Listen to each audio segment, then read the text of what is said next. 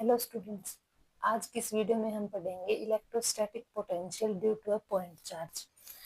इसके लिए हम सबसे पहले मान लेते हैं कि हमारे पास कोई पॉइंट O है जिसके ऊपर प्लस Q चार्ज रखा हुआ है। अब इससे R डिस्टेंस के ऊपर हमारे पास एक पॉइंट P है, इधर एक पॉइंट P है और इसके बाद यानी कि जो OP है हमारा, ये इक्वल होगा OP is equal to R। ठीक है। अब हमें पता है कि जो इलेक्ट्रोस्टैटिक पोटेंशियल होता है वो एक तरह से हमारी वर्क डन की अमाउंट होती है किसी यूनिट पॉजिटिव चार्ज को इन्फिनिटी से P पॉइंट तक लाने के लिए।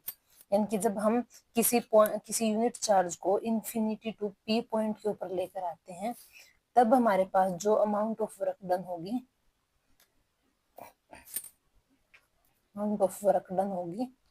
वो हमारा इलेक्ट्रोस्टैटिक पोटेंशियल होगी। ठीक है। अब हमें पता है जो वर्क डन है वो इंडिपेंडेंट ऑफ पाथ होता है। ये एक इम्पोर्टेंट लाइन है, work done is independent of path. तो इसलिए हम क्योंकि पाथ इंडिपेंडेंट है तो इसलिए हम कोई कन्वीनियंट पाथ लेंगे जहां से हम इंफिनिटी से P पॉइंट के ऊपर एक यूनिट पॉजिटिव चार्ज को लेकर आएंगे। ठीक है। क्योंकि इससे जो पाथ होता है उसकी वजह से वर्क डन के ऊपर कोई फर्क नहीं पड़ता। तो हम अपनी सुविधा के लिए हम आसान सा एक पाथ चूज करेंगे जहाँ से हम एक यूनिट पॉजिटिव चार्ज को इंफिनिटी से P पॉइंट के ऊपर लेकर आएंगे। अब मान लेते हैं जैसे इधर हमारे पास कोई एक इंफिनिटी पॉइंट है,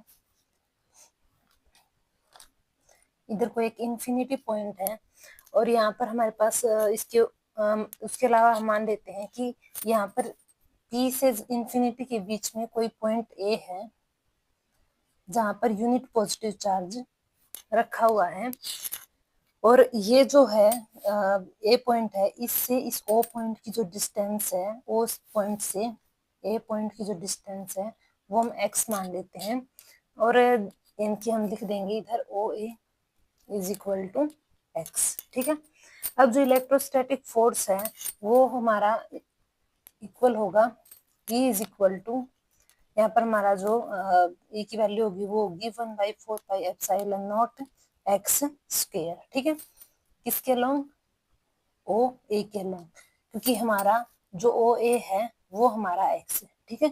अगर हम ओ पी के अलोंग निकालते तो x की जगह हम r लेते, क्योंकि o से p के बीच की जो